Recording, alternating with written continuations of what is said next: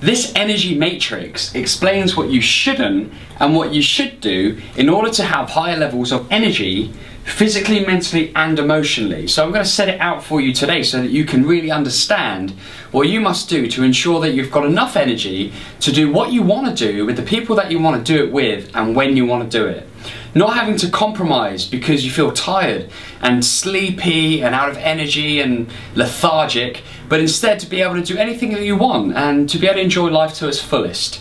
Because that's essentially what energy can do for you. Remember, it's your code, it's your way of expressing yourself, and if you have higher levels of energy, you can enjoy life more. So when it comes to physical energy, what you need to stop doing or avoid doing is operating on false energy.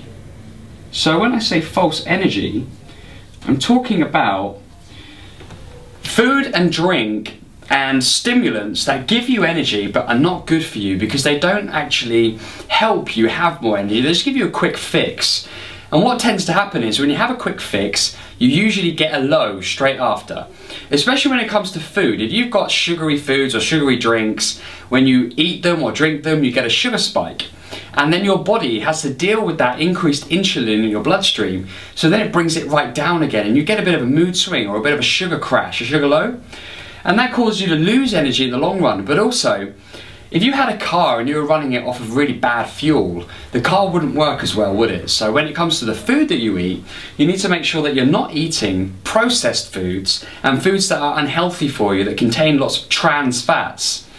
So false energy isn't great. I'm talking here as well about drinks such as coffee, teas, anything with caffeine in on a regular basis can also hinder your ability to self-harvest this physical energy.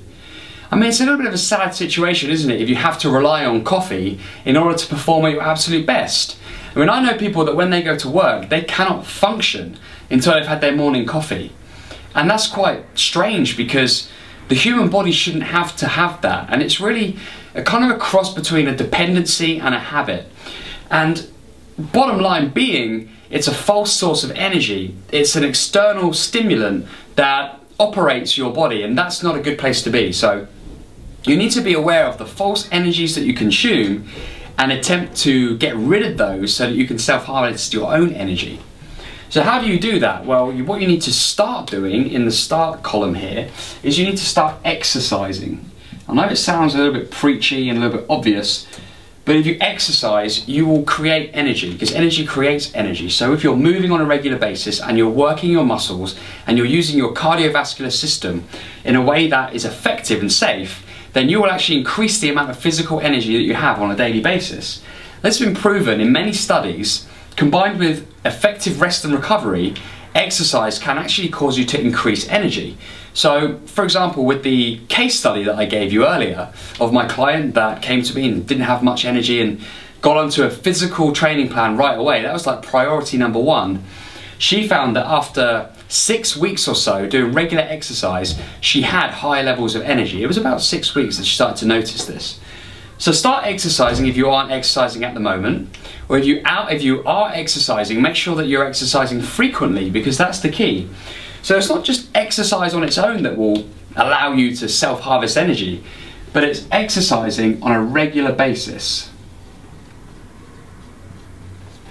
Now, the general rule of thumb that I like to give people, especially at the beginning, is you need to aim to do some kind of activity or exercise every kind of 1 to 2 days, right? So if you think about at least 3 times a week, sometimes maybe 4 times a week, then you'll be hitting the targets that you need to. Now, I go into a lot more detail on the exact amounts of exercise and the exact types of exercise that you should do in order to really cultivate this energy within yourself, this physical level of energy that basically allows you to do whatever you want to do.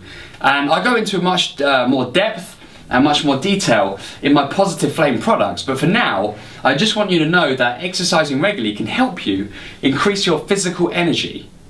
So get outside, get to the gym, start exercising, go out for a walk, do whatever you need to do. But if you just move and your body learns that it has to be active and consume more calories by moving and operating in this way, then it will automatically adapt to that, and it will evolve to ensure that your energy levels are much higher, because it understands that your body requires more energy. So this, combined with the elimination of those false energies putting in good sources of energy through good clean food will allow you to increase energy. There's other ways that you can do it as well, which I'll touch in just a second when I talk about the frequently asked questions that I get.